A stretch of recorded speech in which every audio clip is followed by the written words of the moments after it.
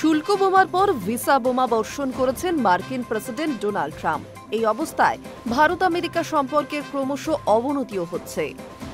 এমন পরিস্থিতিতে সামরিক সরঞ্জামের বিষয়ে রাশিয়ার উপরেই ভরসা রাখছে নরেন্দ্র মোদী সরকার। একটি সর্বভারতীয় সংবাদ মাধ্যমের দাবি, রুশ প্রেসিডেন্ট ভ্লাদিমির পুতিনের প্রস্তাব মতো যৌথ উদ্যোগে যুদ্ধবিমান সুকোই Su-57 নির্মাণের বিষয়ে সম্মতি দিতে চলেছে প্রতিরক্ষা মন্ত্রক।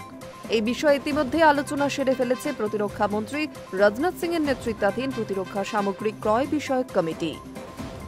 উল্লেখ্য, দ্বিতীয়বার মার্কিন প্রেসিডেন্ট পদে বসেই নয়াদিল্লিকে F-35 লাইটনিং II যুদ্ধবিমান বিক্রির বার্তা দিয়েছিলেন মার্কিন প্রেসিডেন্ট ডোনাল্ড ট্রাম্প।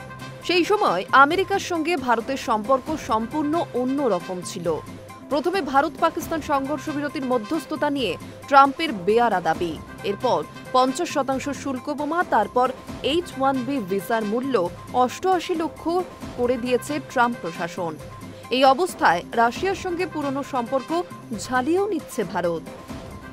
2007 সালের প্রধানমন্ত্রী মনমোহন সিং এর আমলে রাশিয়ার সঙ্গে প্রতিরক্ষা চুক্তি 2018 সালে ভেঙে দিয়েছিল মোদী সরকার। পরিবর্তিত আবহে ফের সেই ভাঙা সম্পর্ক জুড়তে চাইছে নয়াদিল্লি।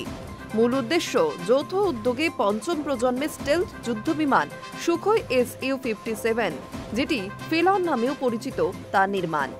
যদিও সামরিক বিশেষজ্ঞদের বক্তব্য, সামরিক পর্যবেক্ষকদের একাংশের মতে মার্কিন F-35 এর তুলনায় রুশ Su-5 এর স্টেলথ প্রযুক্তি নিম্নমানের। কিন্তু মস্কোর তরফে দেওয়া চুক্তির শর্ত অনেক বেশি গ্রহণযোগ্য। তাহলে কি সিদ্ধান্ত নেবে রাজনাথ সিং এর মন্ত্রক? কদিনের মধ্যেই তা স্পষ্ট হয়ে যাবে। Hi news network.